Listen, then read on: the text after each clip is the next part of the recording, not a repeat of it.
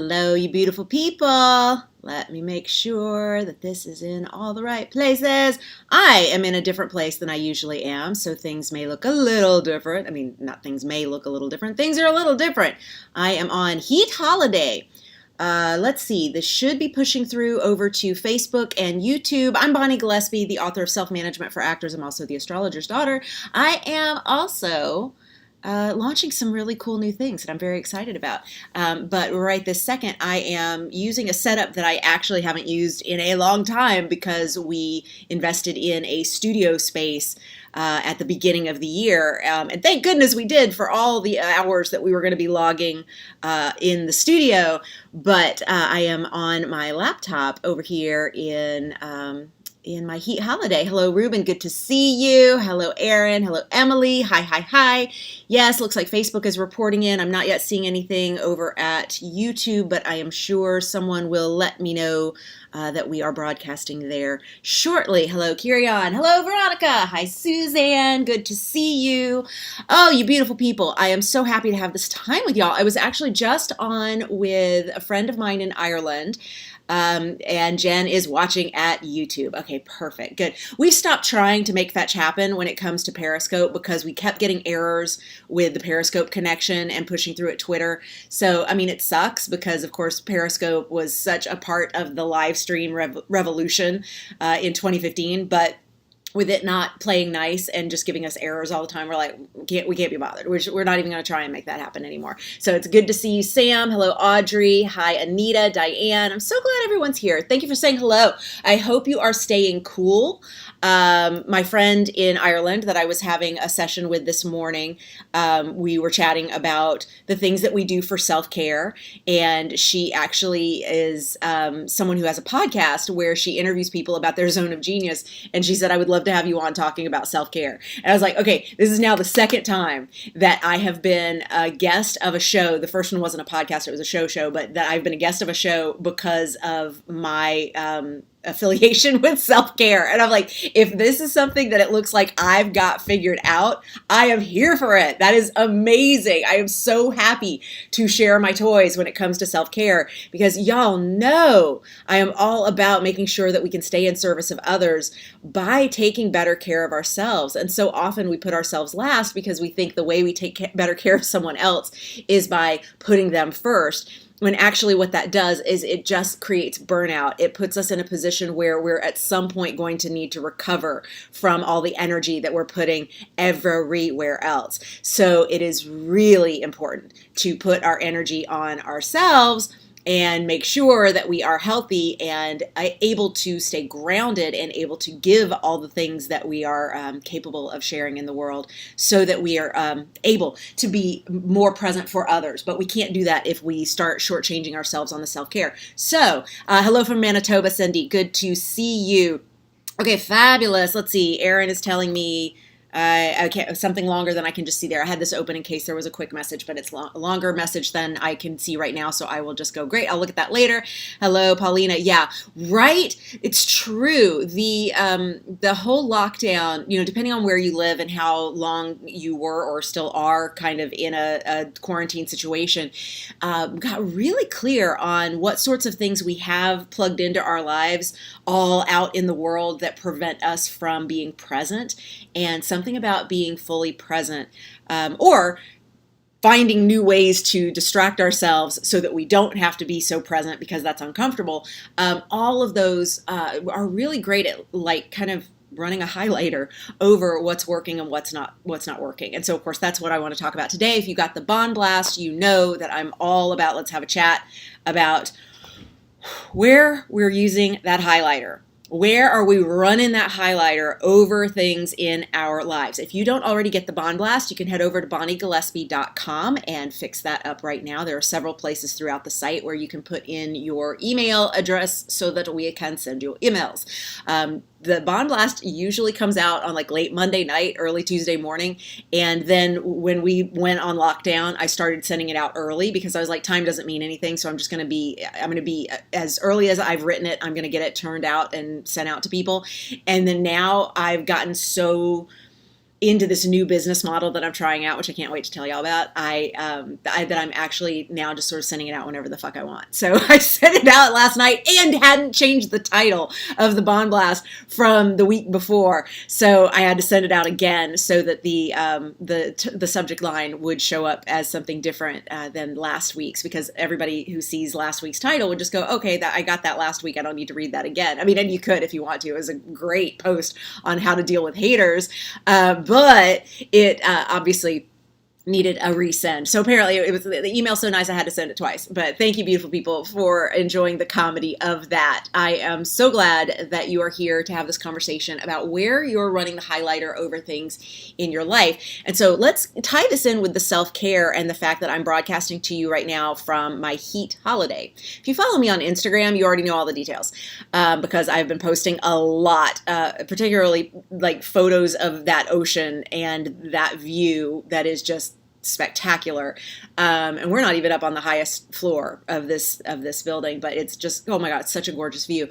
And also I went to see my Pilates trainer earlier in the week, and I always go see her, but I walk from a different direction. And so I took pictures of all the things that I passed on my walk. And normally I'm not like, oh, I got to take pictures of all the things while I go to my trainer. And this time I was like, no, I never come from this direction because we're closer to the beach right now than in our own home. Why is that, Bonnie? Because I learned in 2018 when I was going through a lot of health stuff and had been hospitalized, had been in and out of the emergency room. I had made 3 trips to the emergency room, finally got hospitalized for 3 nights, 4 days, and then got put on bed rest for 3.5 months. Like, as I was going through all of that chaos and all the tests and all the drugs and all the just seeing all the specialists and trying to figure out what the hell was wrong with me, that I was feeling just this undiagnosable mystery pain, which is all it just turned out to be. It was just feeling all the pain. I learned that if I am in hot weather, the pain comes on harder and the spikes of the pain are greater. And so what we decided had to be done was we've got to budget for a heat holiday, because living in Santa Monica, there's no air conditioning in apartment buildings or even in houses. There's no point in air conditioning because you only need air conditioning like 2 weeks out of the year. And it's not 2 weeks in a row. It's like a pocket of a couple days here, a couple days there. And otherwise you don't need air conditioning this close to the beach, because it is always 10 to 20 degrees cooler than it is elsewhere in Los Angeles. So we're having record high heats all through this week. So we looked at the forecast and saw it coming, and Keith's like, yeah, it's time to book a heat holiday. And so I'm like, how do we do a heat holiday during COVID? Like, are hotels even open? And so we have this money that we've started budgeting that we know we put me in a hotel so that I can soak up the air conditioning and the Wi-Fi and get tons of work done, because I'm getting actual quality sleep. And it actually is a reset to my system to be able to do that in beautiful ways. I'm like, how are we going to be able to do that during times of COVID, right? Well, sure enough, not only are hotels open, they're like, there's nobody here.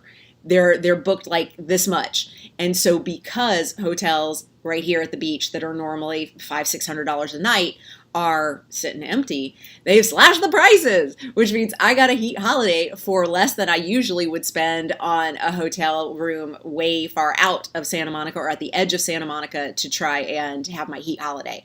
And I'm like, I know this is all some precious shit, right? But it is so important that even before you're able to do things like budget like that, you start budgeting for the little ways that you can give yourself the breaks that you need or the self-care that you need. And so for me, for the longest, it was heat holiday was not even a concept. The idea of like, there's this way that I could just go travel and be someplace where I could be in better weather for my health. And it's actually a way that I'm able to keep my business alive, is like, because if I can't sleep and I can't reset, then I have to cancel everything. So I lose so much money when I have those pain spikes that take me out and put me like just under for days and days and days.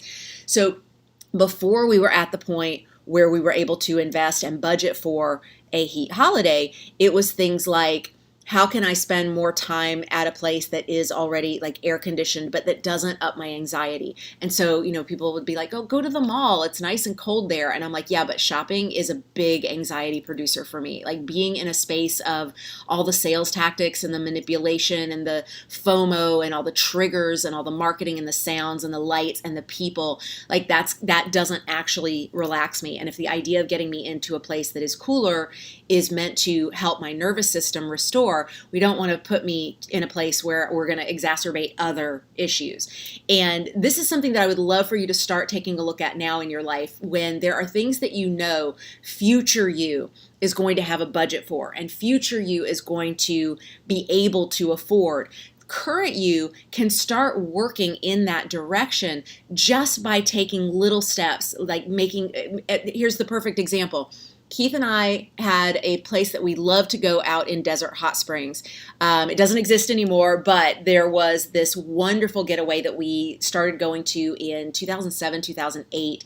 And until it changed ownership, we were going there for all of our just reset, relaxation, several times a year, and it was my other office. It was just this beautiful place with mineral hot springs, hot tub and pool, and just so private, so quiet, so chill. There's so much magic happened there. I wrote a lot of different chapters of my books there. Just a very creative and nurturing place. When we first started going there, we could afford 2 nights on a weekday in the smallest room. And when I say we could afford, I meant we could steal money from different places in our lives to eke out a little break from LA and drive the 123 miles to this inn and then stay there for 2 nights in the smallest room on weeknights during off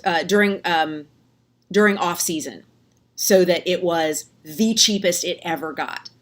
And then over time, we incrementally upgraded those conditions. And so incremental upgrades is something I learned from Denise Duffield Thomas. If you're ever working on money mindset stuff, which I think everybody is, you need to know Denise. She is my money mindset mentor and coach and friend.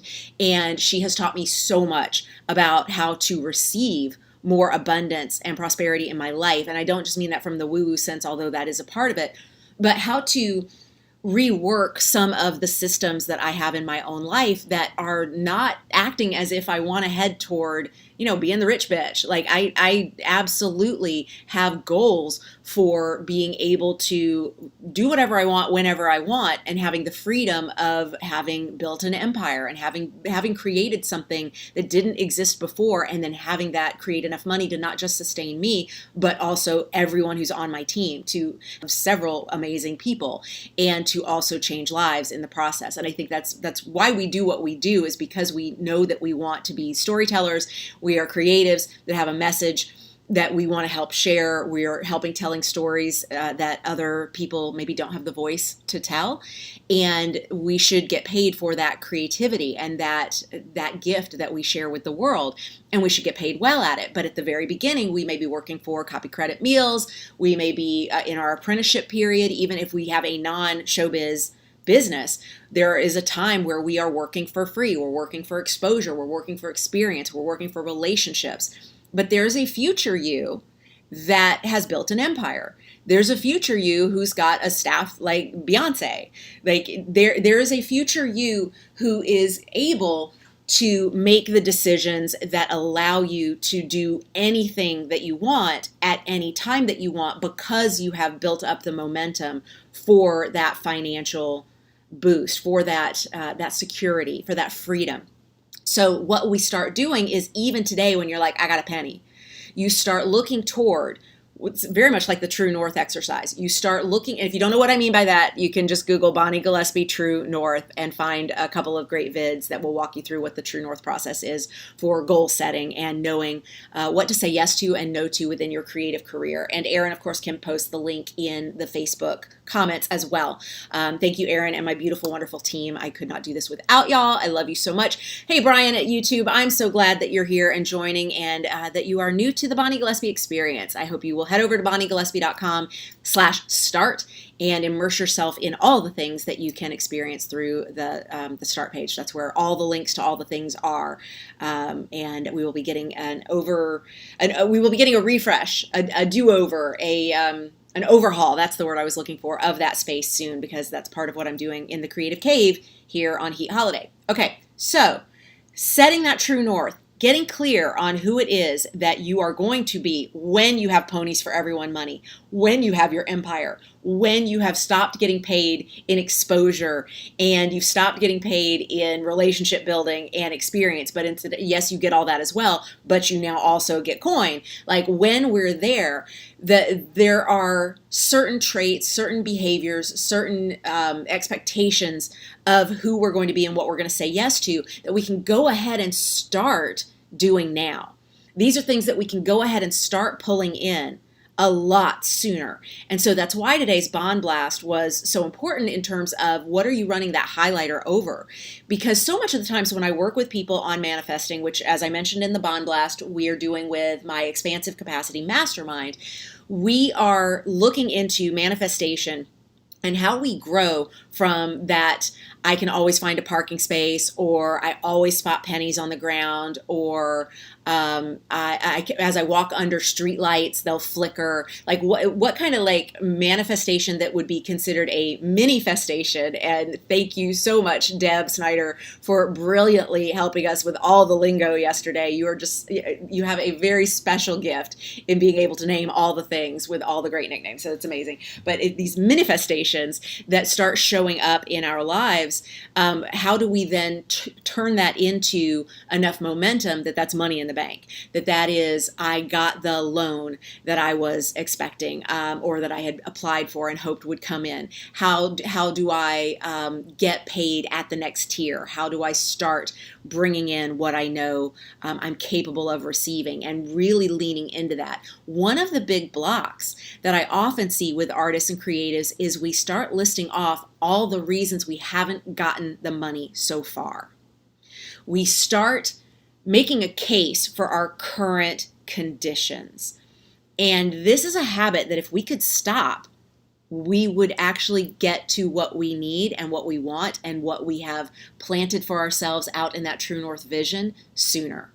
But we block the energy by doing things like, no, let me explain. I grew up poor. Let me explain. I was on government-supported lunch in school. No, let me explain that I could not finish school because the money ran out. Let me explain that while everybody else could go get new headshots, I could not because I didn't have the money. Like all this, like justifying why I'm not already sitting on my pile of cash. Nobody cares. Nobody cares. Nobody cares. You care. And that's part of what you are messaging in the language that you're using, in every conversation that you have, in what you're telling the universe. Like every time you are running the highlighter over, here's why I don't have it. Here's the itemized list of everything that's not working in my life, or that was hard for me, or the conditions under which I grew up that are why I don't yet have what I say I want. Here's why, here's why, here's why, here's why. That highlighting of all the conditions and all the reasons that you don't yet have everything in soul is aligned for you to have, and that is your birthright to have. All you keep doing is drawing your attention and the universe's attention and that focus to, here's what's not working. Here's the disadvantage I had. Here's why I had it hard. Here's a perfect example that's not even in the financial part of it. And I'm glad, Hillary, that that's giving you a little bit of a mirror, because it is. It's an ugly habit, but it's one that's well trained. We are taught to champion the struggle. We are taught to believe that we get a front row seat in heaven if we struggled more. It's not. There's not a VIP section in heaven. It's just heaven. There's not a you worked harder, you struggled more, you had more oppression, therefore you get a better seat. it's actually, it can be, it's easy. It can be, I actually don't need to talk about where it's hard or where it's been hard, because I am creating my reality as I move forward. And part of creating my reality is moving into what is better and what is good and what is possible. And of course, as storytellers, that's part of the process of why we're here. We are meant to tell stories that heal. So we're meant to envision a healthier world, a better place. Like that's part of what we're here to do. So I don't know why we don't tap into those gifts so much. But so I said I want to take this away from the money thing for just a moment, and then I see that, Kristen, yeah, I'll get you, girl. And Aaron, I see your question as well. Thank you. And hello, Anita. It's good to see you over at YouTube. I'm glad. I love you too. So here's a perfect non-money example from a client. This is actually someone who's a member of our Getting Gear for the Next Tier, our 100-day program, which, oh, by the way, we are coming up on only 100 days left in 2020. I know that's a crazy concept to conceive, because we can't conceive of a year of 2020 in which there's only 100 days left. But in a month's time, we will be there. Of course, today is the 470,000th day of 2020. So I know it's a mind fuck, but yes, we will be opening registration for our 100-day program, Getting Gear for the Next Tier, and doing some more energizing around where are we headed into 2021 with our flagship program. So if you'd like more information about that, you can check out, I think, bonniegillespie.com/now right now. And you may even be able to register now, but I know for sure we are going to be welcoming a new class in for the last 100 days of the year. So thank you for that reminder. There is a member there who every comment that she made at the beginning of her membership and things that she talked to me about in coaching sessions was about her dyslexia, and that she would not be able to do XYZ that we lay out in the 100-day program because of dyslexia, and that she would not be able to succeed as an actor because of dyslexia, and that things were going to be harder for her in terms of auditions because of dyslexia. And I said, darling, here's what I'm going to need. I'm going to need for this to be the last time you remind me of where somebody's foot is on your neck in this life. Because everybody has a foot on their neck in this life. Everybody. Everybody's got something. It's just sometimes the something is way big and generational and systemic and must change. And for some, it is one individual foot on the neck. And if you don't know the metaphor, it's just, I'm trying to get ahead, but you keep me down. You are keeping me held to my lowest possible ability to move forward by keeping that foot on my neck. So what happens is, this is someone who kept running the highlighter over, I have dyslexia, I have dyslexia, I have dyslexia.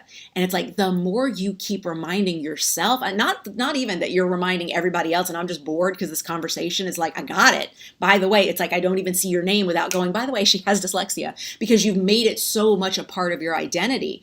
And I'm like, every minute of every freaking day, there is someone making it who has dyslexia.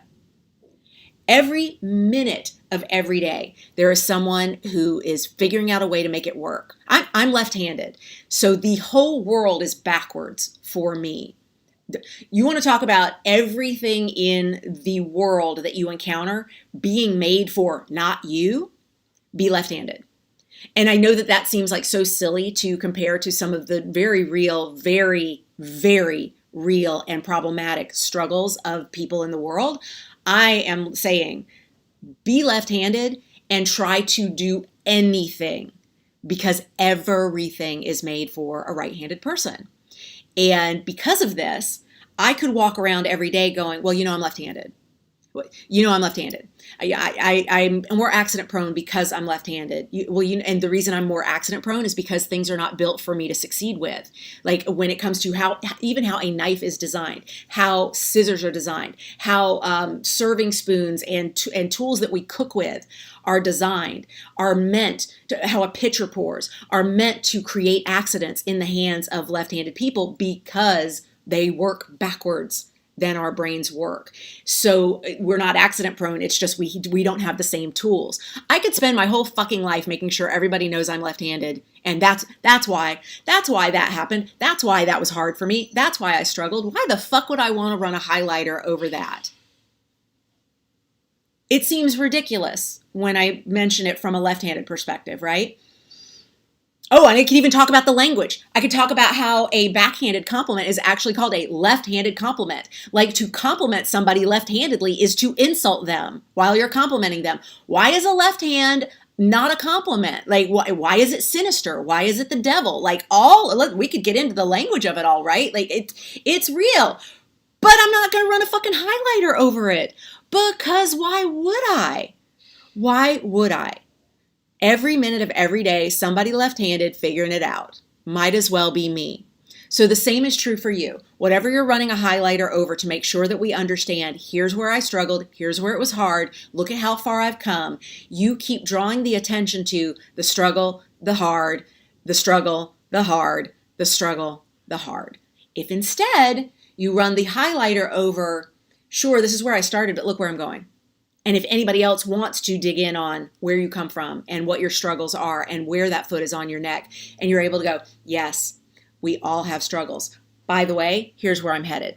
By the way, this is what I'm building. So taking this back to Heat Holiday and financial ability to do things that are healthy for you, the incremental upgrades that we give ourselves can be as simple as we start going to a place the 2 little days that we can afford it, and we can barely afford it, and we can only do it when there's a Groupon. And then over time, we build that budget to the point where before the Hacienda closed down, Keith and I were going at least 6 times a year and usually staying a full week each time and in the largest suite on the property.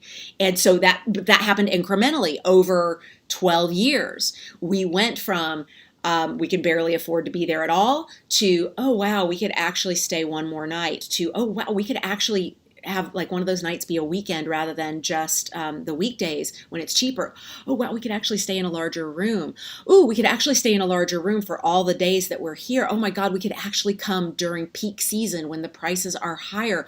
Oh my God, we could stay an extra day. And it's those incremental upgrades and energizing the joy that is succeeding, rather than every single time we show up to that place going, when we first came, we could barely afford to be here. Like, why do you want to live in the starting point?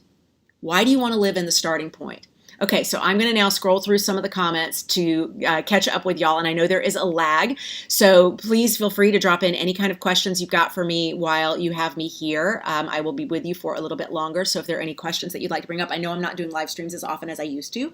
That is because I'm doing a lot of creating. I'm spending a lot of time in the creative cave. I am building things for my brand, The Astrologer's Daughter, which I'm very excited to grow this business and put that out in front of the world. I'm a little amazed that every time I do anything Astrologer's Daughter, immediately an influx of more cash comes in. And at a time when we're all going, oh, where's the next dollar going to come from? I freaking love that I've got something that is just a gift that I grew up in. My mom was an astrologer, and I grew up learning alongside her because it's something that she decided to start diving into when I was a child.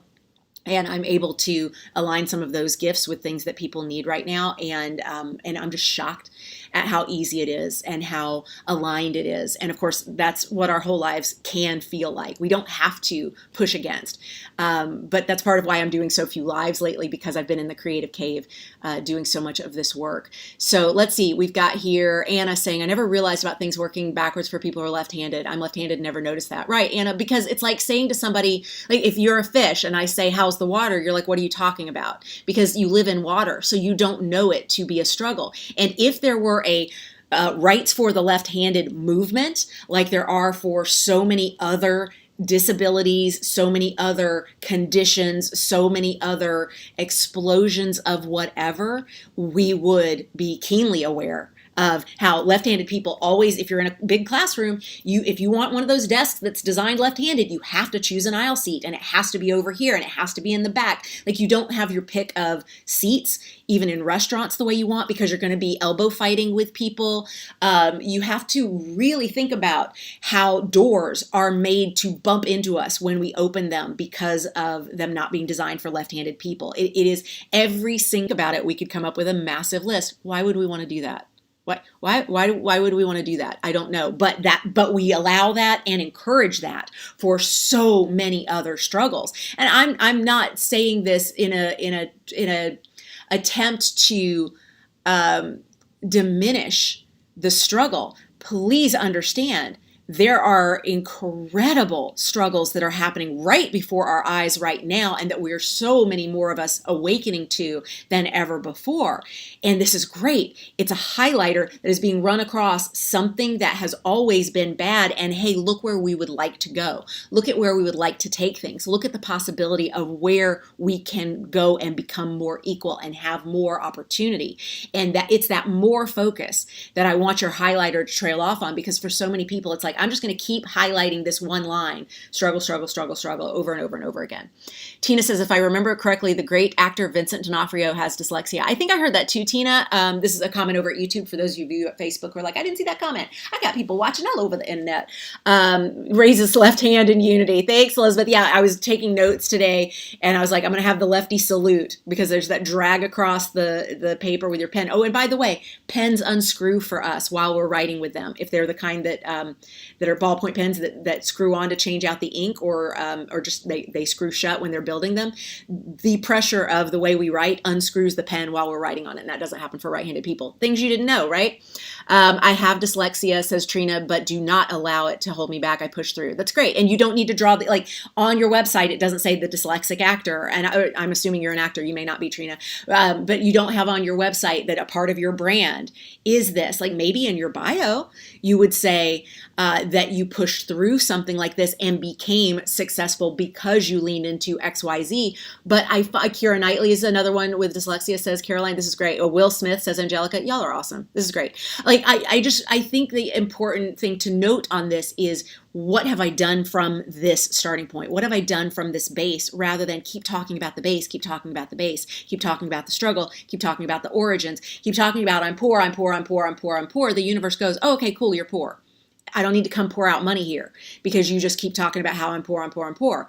If instead it's, I am so excited to learn how the universe is going to surprise me next, with bounty, with abundance, with prosperity. I cannot wait to find out what happens next. I'm so excited to see if I can do manifestations. Bonnie says I can do manifestations. I'm going to try. I'm going to try and do manifestations. I'm going to see if I can start spotting more hummingbirds. And then people go, well, yeah, you went out to a place where you know hummingbirds are, and then you saw hummingbirds. Duh, of course you're going to. And it's like, that is perceptual sets, which of course is what the Bond Blast was about today, was that you can absolutely train your brain to see more of the things that already exist. And what that means is, all your success in life already exists. You have to train your brain to see it, see more places where it already exists. And in things like cultural oppression, or like Black Lives Matter, for fuck's sake, we're saying, could we please just live? Absolutely. Apples and oranges with that. Let's please be clear that I'm, again, not trying to diminish any of that. I'm saying, if we can be from a place of solution, of look at what we're capable of achieving, even as we are unsafe when we go outside. Look at what we're able to do and how we're able to succeed, even though there is systemic oppression. Look at where we are so strong and we are able to create massive wealth in very specific ways, and so many specific ways, because we are stronger for the work of it, because of the struggle. And how about if we also didn't have systems in place that make it harder for us from jump? Can you imagine what we would be able to create? I was having this conversation with Twinkie. I think y'all know her. She's one of my best friends. She is a casting director, and my pole baby. I took her to pole and changed her life with all of that. Thank you guys so much for talking about how great getting gear is. Yes, and Twinkie's actually alumni of the 100 Days as well. True story. Y'all have no idea who's in that membership. Yes. But we were talking about that. I was like, Twinkie, look at all you've been able to create and achieve and build in the world, while pushing against at every turn because of how much harder it is for you as a woman, as a Black woman, as someone who is told, no, you just cast music videos. Like when she and I first met, she was in that stage of moving out of casting music videos and trying to get seen as someone who could cast more than that. And I remember sitting in masterclass with her years later, and she said, I don't just want to be the top Black casting director. I want to be the top casting director. And I'm like, and you can. Yes, you can. Yes, you can. And here's how we build that. And can you imagine without oppression of systems, how much more is possible? And that's drawing the highlighter, running that highlighter over. Here's how we work it. Here's how it moves forward. Here are the incremental upgrades that we're capable of, even though. Because the more time we spend on, even though things are bad, we're energizing that more. So just start giving equal time to, and look at what all I can create, and look at what all I can do, and look at what all I can build. Spiral staircases are built so that defenders can swing their swords easier if they're right-handed, and those advancing right-handed would have trouble. Left-handed swordsmen have it easier going upstairs. Kristen, I will now forever get in sword fights while going upstairs. Genius. That is a gift you have just given me. Thank you. Hillary says, getting gear for the next year has been one of the best investments I've made. Highly recommend it. Planning to start it over soon. There's always so much more to learn. And with the recent perspective 2020 has given us, I'm eager to go back and reflect and re-engage with fresh eyes. Hillary, me too, because I do it along with y'all. When we restart around, I'm in there too, because that's how I can tweak things and make sure that the pages are up to date with the kind of information that is relevant for where we are right now. And boy, are some of these lessons so much more powerful right now, right? Emily says, I've let COVID brain become COVID excuse, and I've been letting fear creep in and start running my days. Emily, great awareness. Great awareness. Good job. Great awareness. You just had an aha moment that is now going to forever change what you're highlighting. And aren't you glad that you discovered it now? Awesome. I'm so glad we had this conversation just so that could happen for you. Beautiful work. Jade says, thanks for the reminder. I am a freelance writer and I've got fibro, had it for 6 years. And this is so true. Everyone has something with a struggle and everyone somehow, some way got through it. Yes. As you say, don't run a highlighter on the negatives constantly. It's a good chat. Yeah, Jade, it's especially with things like fibromyalgia and anything like, the chronic pain experience that I have, I'm in pain every day. I said in one of my Instagram stories where I was taking a picture of the Heat holiday space and this gorgeous hotel room and this beautiful view of the ocean and these sunsets that are just epic every night. And I took a picture of the cabinet over here where I have all my snacks, all my sneaky snacks. Like I always have like favorite snacks that I eat when I'm in a hotel, whether I'm actually traveling and touring for self-management for actors work or like now I'm taking a Heat holiday. And of course, some of what's over there was like CBD oil and meds and things like rubs and things like essential oils and things that are to help me manage pain. And someone was like, oh, what's going on that you're in pain? And I'm like, oh, I'm in pain every day. I had something happen in unlocking my mind-body connection in late 2017 into 2018 that put me on bed rest, that put me in the hospital, that put me on all sorts of different drugs to try and experiment to figure out what was going on. They wanted to do experimental surgery, and I was like, we're going to draw the line right there. I will trust Western medicine to a point. That's the point. You're not going to dig into my spine to figure out what the fuck's going on with it. I don't need to keep telling that story every minute of every day. If I said I'm in pain every time I felt pain, that is all I would ever say. And what a miserable, sad, hard experience my life would be if I only allowed for those words. And so, sure, I'm in pain and I'm thriving and I'm doing things that help manage that.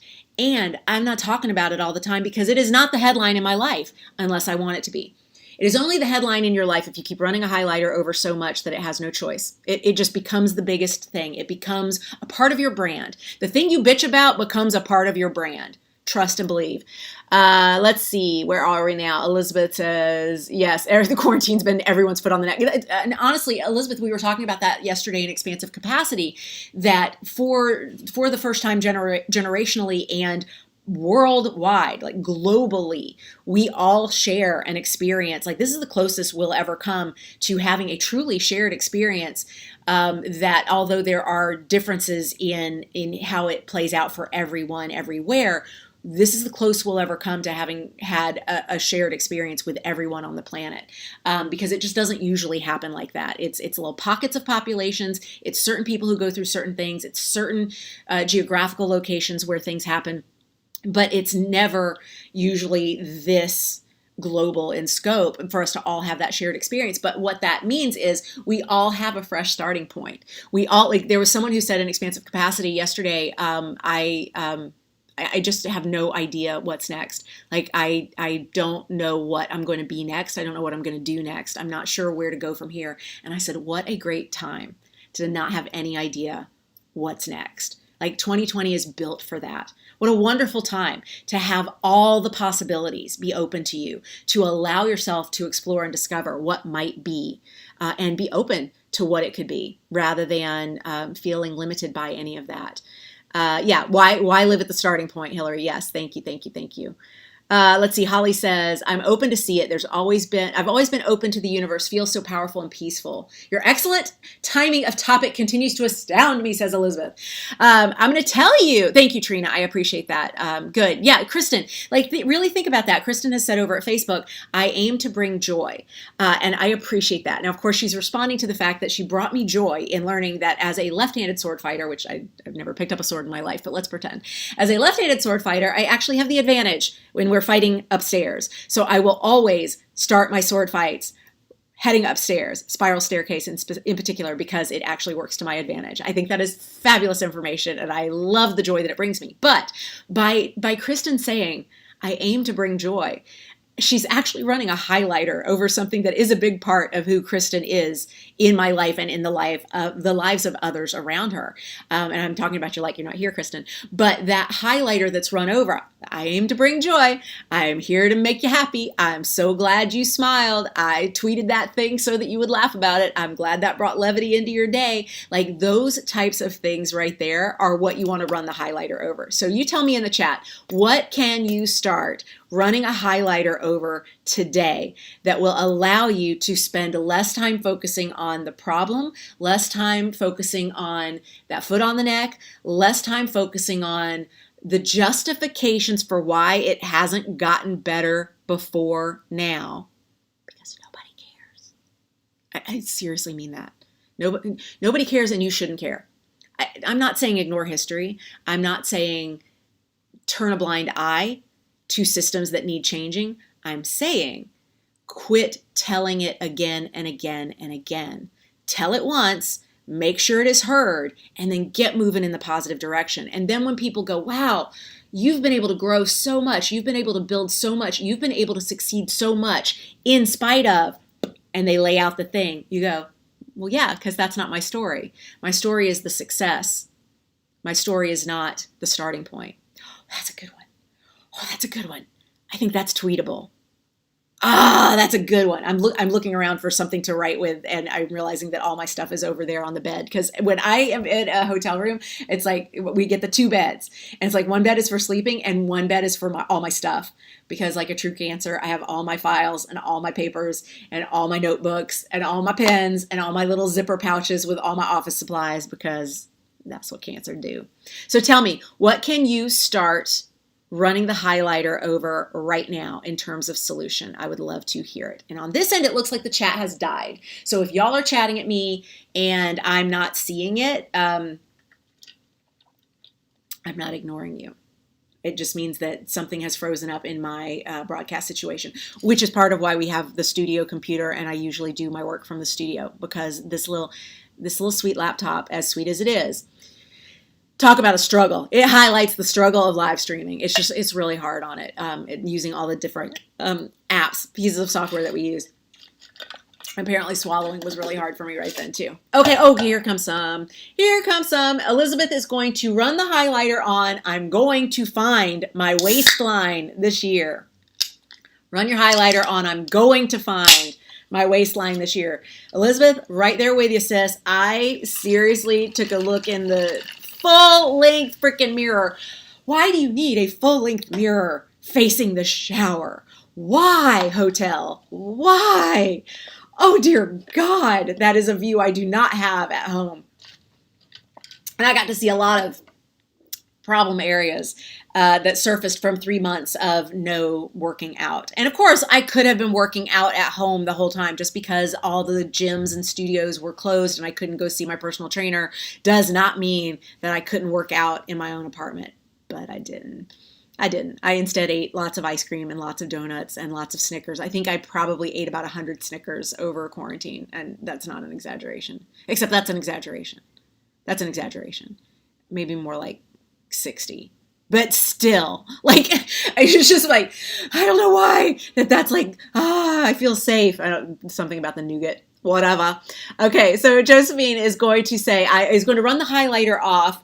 Instead of, I was laid off from my well-paying survival job, I am ready to pursue my acting full-time. Yes, Josephine, in expansive capacity yesterday, one of our members celebrated that she had been fired. She's the happiest I've seen her in years. She was laughing. She had this great smile on her face. And I was like, girl, you got freed. And she's like, I did. Like, oh, run the highlighter over that freedom. Yes, yes, yes. My story is the success. My story is not the starting point. So said Bonnie. Thank you, Emily. I'm going to screen grab that so that I remember that that is a tweet I want to put in the permanent collection.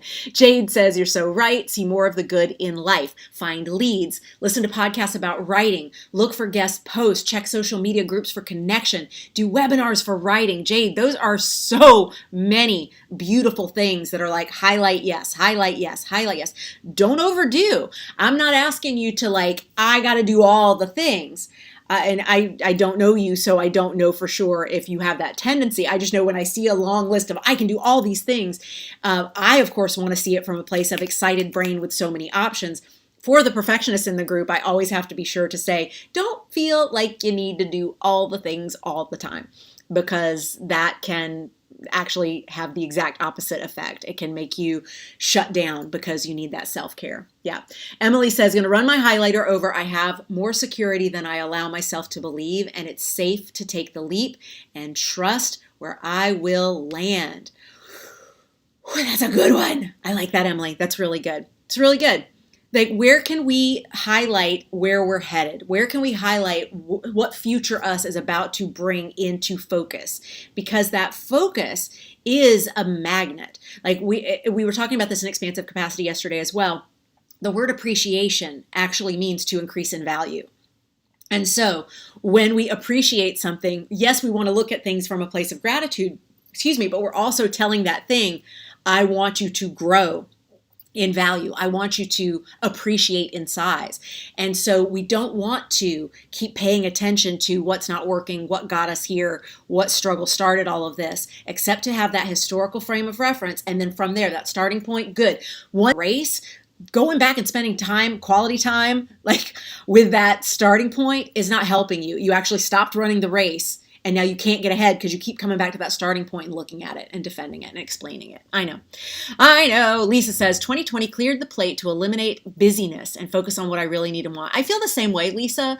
Like, I got the opportunity to really be sure I like what I'm doing and do more things that that feel easy and that feel fun and that feel soul connected. That reset, that forced reset really allowed for, these are some things that I have a lot of momentum for in my life and my career that I don't actually enjoy all that much. I just do them because it's the done thing. And that's actually part of my work right now is don't just do the done thing, the done thing.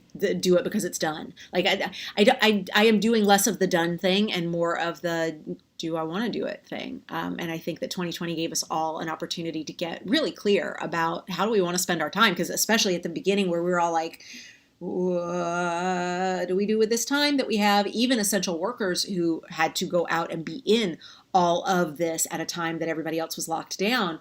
And thank you so much, essential workers. Thank you so much, Frontline. There is still all the hours of the day that used to be filled with social life, going to the bar, going to see movies, doing things that actually help reset some of the stress of the day, and that was gone. It's like you had two destinations, your essential work job and back at home. And so even people who did have the distraction of I can go be outside in the world and be of service, we still all got really clear on how much clutter we have in our daily lives for things that maybe don't need to come back. So I'm too, I'm grateful for that awareness, Lisa, for sure. Barry says, I'm laser focusing on pinpointing my casting. Then I'm getting new headshots in anticipation of retiring and beginning my sunset career. Barry, I love that highlighter. That highlighter is going on to the sunset career. Ah, that is so beautiful. Do you see the difference, that distinction between, like, it's not, I can't get cast younger anymore. I have more silver hair. We all got more silver hair than we used to.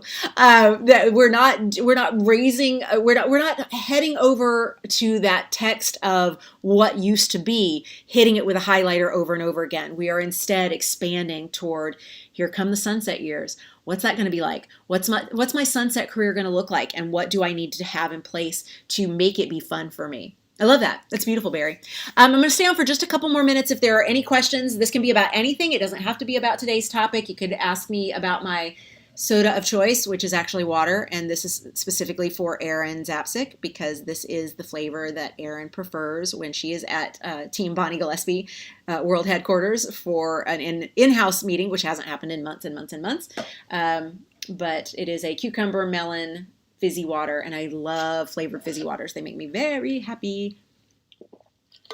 And yes, I have one of my many babas from home. If you're like, Bonnie, that's the cup that you drink from at home. I'm like, yes, it's one of seriously dozens of these that we have, because once we found this, we're like, oh my God, it doesn't sweat. It keeps things cold.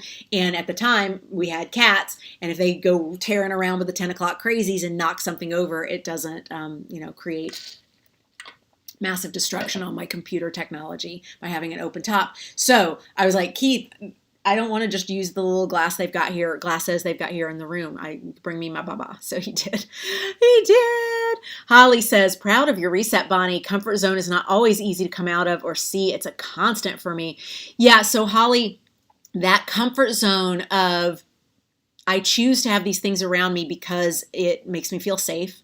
It makes me feel in that comfort zone. Like we need a lot of that right now. Like just the world. We need a lot of any chance I can feel safe, I'm going to take it. And so for me in July, there was this run of like seriously 2 weeks where I thought I must have narcolepsy because I slept all the time. And then I realized, oh, it's because I didn't stop. In March through June, I did a pop-up course starting March 14th, 15th, I think was the first day of the course, that had 7 Zooms a month, including 7 Zooms in March. And you see how little of March was left when I started it. 7 90-minute plus Zooms per month all the way through the end of June. And I was still showing up of service to all my existing memberships. But this new pop-up membership for getting your business off the ground and helping my artistic clients launch side businesses and get money flowing in became such a priority that it wasn't until then, as the SMFA Summit followed that, it really wasn't until July that I was able to just go, let me just take a breath. Let me take a minute. And in so doing, I found I was sleeping all the time. And I was like, oh, like I'm seriously sleeping every day, all day, throughout the day. Like that was just my life, was like, I would wake up, I would move my body, then I would eat, then I would fall asleep at my computer, take a nap, wake up, move my body again, eat something, start working again, fall asleep at my computer. And it just happened all the time. And I was like, whoa, what's going on? I'm like, whatever. Like, I need comfort. I need comfort because I didn't actually change gears too much at the beginning of all of this. And that energy has to go somewhere. So for things that are a part of comfort zone, though, I would love it if you could just start looking at being open. This goes for everybody. Just being open to what is it that allows for growth while still feeling safe enough to grow. So I don't mean like be bold for the sake of being bold. I do mean, however, be open to and leave room to expansion and how we can grow, because that comfort zone after a while becomes how we stay safe and small. And that's not what we're here for. We're here to expand. We're here to grow. We're here to grow and inspire as many people as we can along our journey. Amalia, which of it sounds amazing? Oh, the sparkling water? Yeah, it's so good. Amalia, yeah, it is. It's super yummy. Yeah, Jade. Okay, cool. Yeah, I love like just the fizzy. Because I am sober almost 4 years now, and so like I only ever drank water, wine, and vodka was my joke back when I drank, because I was always either drinking water, wine, or vodka, and of course I like alliteration, and so I went with vodka, which is actually how you would say it in other countries because of what alphabets they're using, like the Cyrillic alphabet, for example, but not the point, Gillespie. When I stopped drinking, I was like, well, crap, so all I drink is water. That's boring. And so I'm loving to discover all of the fizzy waters that are yummy. Sam wants to know, as someone who's a perfectionist, how do I know what's not essential to do? So Sam, do you know our concept, launch at 85%? If you don't, Google Bonnie Gillespie, launch at 85%. And I think Aaron here in Facebook can also drop a link to the launch at 85% story at my blog. It is also a podcast episode. I am trying to bring back my podcast this year, but also everybody started a podcast this year. So it's fine that I'm on hiatus with the work right now. Y'all can listen to all 11 seasons, 10 seasons that are from before and play catch up. And then eventually I'll roll out a new season, but I'm not in any rush to do that right now.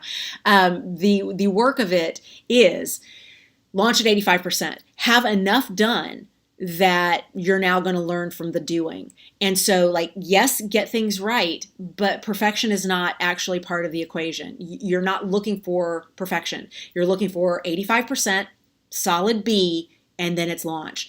Because this is where you'll learn what needs to be changed. And we don't learn as much from the planning and the building as we do from the executing. And so you have to get it to launch stage. And that's why 85% is such a beautiful percentage, because when you launch at 85%, you have enough that's safe to trust you're not going to die. And then you're going to learn for the rest of it. And if you're a perfectionist, you're going to start beating yourself up about, why couldn't I have done that? See, I knew I should have done that before. And so that's the part that you clock out of. That instead you enter into the launch going, I'm going to learn a lot. And then when the data starts coming in, instead of going, I knew it, I should have done that, I shouldn't have launched, people saw me as being imperfect, you're able to go, good job. You got it out in the world. You got real data. Now version 2 is going to be even better. And then launch at 85% again for that one, because now you're going to have a higher threshold for what needs to be fixed and what needs to be changed. And it's going to feel really good to do because you're going to be working off actual data rather than just what you can imagine. And that is the best part of getting something out into the world, is then you're actually getting data from real live people that you've created it for, and knowing what works and what doesn't from that perspective is so much more powerful from what you know from within your own imagination. That's just even though there's a lot of cool places we can go in our imagination, it's a very limited field for knowing how something is going to be accepted out in the world. And as storytellers, we have to get our stories out. It's part of what we do. Suzanne, yes, I have a lot of air signs in my chart, and that means I move quick, think quick, talk quick. Yes, it is a lot to be around sometimes, but yes, thank you. I appreciate that. Elizabeth says, my comfort zone is no longer comfortable. I can see my feet. Okay, but Elizabeth, why did you run a highlighter over I can see my feet? Why did you do that? You were running a highlighter over a waistline I can see, and now you've gone back to run a highlighter over I can't see my feet. Nobody cares. I started to say, I don't care. Nobody cares. Nobody fucking cares. Everybody put on extra weight as a part of quarantine or went back to an addiction that they thought they had beaten. Everybody got in some kind of bad neighborhood thanks to quarantine.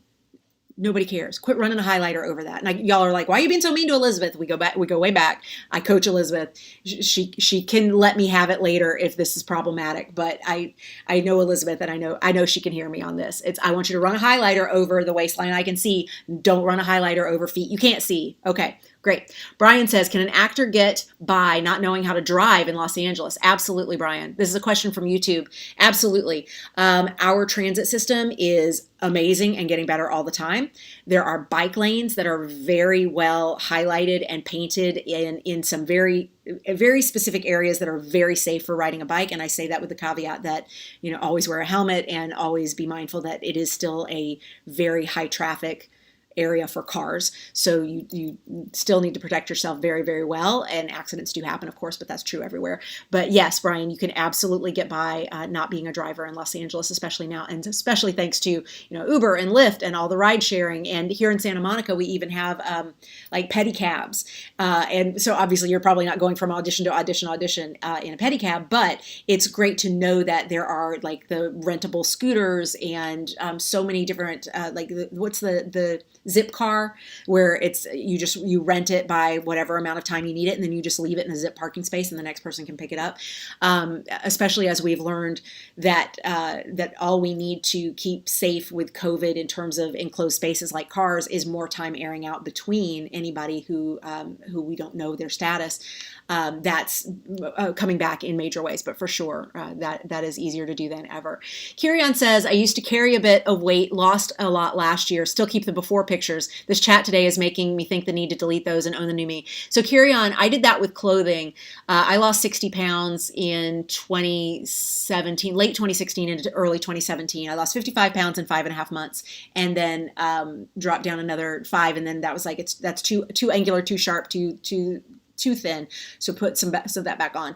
And I put quite a bit on as part of quarantine, and I was trying to find something to wear, and I went, oh my God, like I got rid of all, because the joke I made with my trainer was, you know how you lose 60 pounds and then you maintain that weight for like 2.5 years. So you're like, oh, this is my weight now. So you get rid of all those things that you wore back when you were up over 200, and you're like, yeah, because I don't need that anymore, because that's not me. That's not going to happen. And then there's a pandemic. Don't you hate it when that happens? And so, yes, it's like I've put on this like 10, 15 extra pounds, but it's like in all the wrong places for the clothing that I have. And I'm like, oh my God, why did I get rid of that stuff? And I'm like, I got rid of that stuff because staring at it every minute of every day was just a way to run a highlighter over who I used to be. And I'm not her anymore. And so even if you need the discipline of, I need to look at a bank account that says 0 to remind myself to value the money that I have, that's a very interesting belief that you're carrying around. And I would ask myself, am I carrying around this picture because it reminds me that I'm inspiring as fuck and I'm able to do some really brilliant, wonderful things, and I can change my life like that if I put my mind to it and put in the work? Or am I holding it, am I keeping that around as a way to torture myself against any bad behavior now? Because if it's the latter, get rid of it. If you're using it as a torture device, get rid of it. Get rid of it. Yeah, sober achievers. Whoop, whoop. Yeah, perfectionism is a rough one, Jade. Here's what I would recommend, and then we'll sign off with this. I would recommend that if you are a perfectionist, because we got the Getting Gear 100-day membership call today, Zoom. So make sure those of you who are in the 100-day program that you are geared up to join us for our live Zoom at the top of the hour. 1, 2, 3, 4 is the time here in LA, and I always love the sequential numbers. Let's talk about how to cure that specifically, the perfectionism thing. I would love it if you would start looking at life on a pass-fail scale. So my husband is probably texting me to say 1, 2, 3, 4, and he is, because he knows that I like the sequential numbers, and so he of course wants to make sure that I am seeing the sequential numbers. I'm broadcasting. Obviously he's not watching, or maybe he is, and he's texting me to torture me that I need to be done with this broadcast now, because I do. I can hear the seagulls. I hear the seagulls. Pass-fail.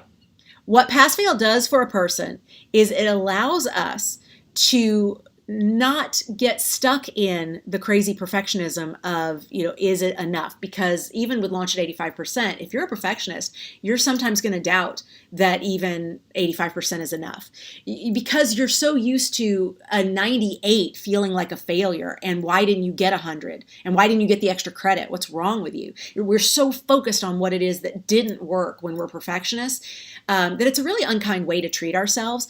And so the advice that I'm going to give you on that is just use pass-fail as the criteria.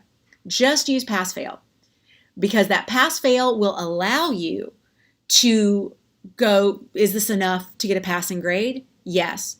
Okay, great. Then move on. And then you can work on the next part of the project. You can work on the next project. You can create so much more in the world if you allow yourself to use pass-fail as the criteria. Because honestly, the fact that you care means your pass is already going to be so far above and beyond what most people's A+ would be. So that's how I start soothing that perfectionist tendency. And I say this as someone who absolutely still suffers from it sometimes. But I don't run a highlighter over it. Okay, that's your work. Do not run a highlighter over anything that you no longer want to exist in your life. Do not run a highlighter over anything that you want to leave in the past, because every time you run a highlighter over that, you draw the attention of others to that, and they start to associate that with your brand. They go, my friend with dyslexia, my friend with the fibromyalgia, my friend with the left hand, my friend with the broke ass bank account, my friend with this struggle here, can't pick a man, whatever, like has horrible relationships, my friend who can't see her feet. Like you become, in your brand, that thing that you keep running the highlighter over. So get talking about the way you are overcoming that, if it does still have to be a part of your story. But for most of us, it doesn't have to be a part of our story. It doesn't have to be a part of our story. It's like, I can be like, I was once, well, I will end on this because I know I've gone over and Keith is going to yell at me because I got prep work to do before our getting gear call at the top of the hour. So I will end on this. I was once on a panel of women in the industry, women in the entertainment industry. And the conversation was how we succeed in unfriendly waters, or like it was something like about the sharks, and how women are prey for all the people who are in power in show business. And I was like, on its surface, like on just the fucking name of this panel, I'm not the right person to be on it. And then I went, oh, I am the exact right person to be on it, because everybody else is going to be talking about the struggle and how hard it is and how they pushed against and how they had to be less this and be more that in order to get to what they wanted and where they wanted to be in showbiz. And I can be here as a woman who goes, I don't turn my womanhood into a disability. I don't turn the fact that I am female into a disadvantage. And if people want to go, yeah, but women get paid less than men. And I go, I know. That's why I'm so glad I built my own fucking empire. Because guess who sets the prices? So part of the autonomy that I have in my business is so that there isn't this, oh, I went in and interviewed for a job and they were going to offer me less than they offered a man. The few times that I did work in corporate, when I started casting for Fox and went into a very corporate environment, I mean, as corporate as casting can be, because casting is very laid back. Casting is like, if you want to know who the people are in the room, the agents are wearing the $3,000 suits and the casting directors are wearing the jeans.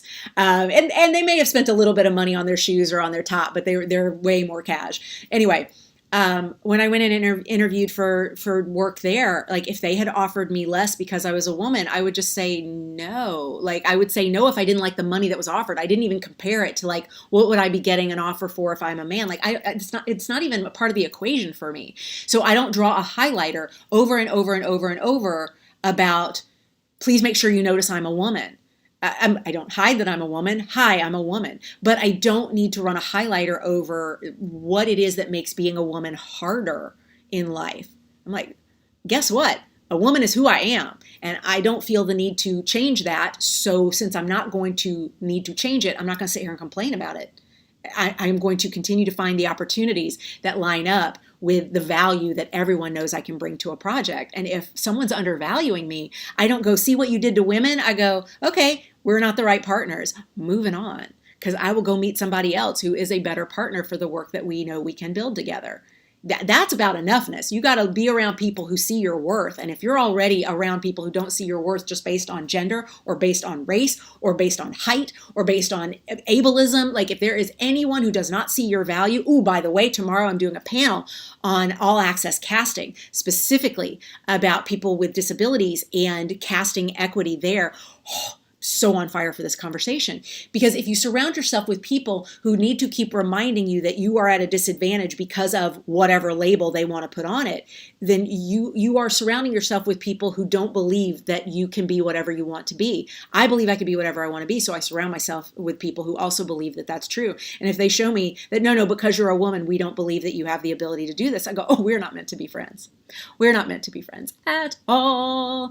Okay, you beautiful people. I'm so glad that you enjoyed this. Thank you. I know it's like mini church. This is what happens when I go so long between live streams. I just feel like I have so much that I want to say to y'all, and I love connecting with you. And it's so beautiful to see those of you that I don't get to see more regularly in like expansive capacity or aligned advantage. Obviously, those of you who are in getting gear for the next tier, you will be seeing me in 20 minutes. So I'm going to take a break. I'm going to go potty. I don't have to list off all the things I'm going to do. I'm going to have some more water. I'm going to just take a moment. And then I will be connecting with those of you who are in our membership online shortly. And everybody else, I love you. Make sure you hug yourself, love yourself. Do this even if you are joining me shortly, because it is so important for us to give ourselves lots of love right now, especially while we can't hug the people that we bump into after months and months of not seeing them, even though we really, really want to. It's coming. In the meantime, self hugs, self hugs. Absolutely my pleasure, you guys. Thank you so much. Be good to each other. Be good to yourselves. Love you, beautiful people.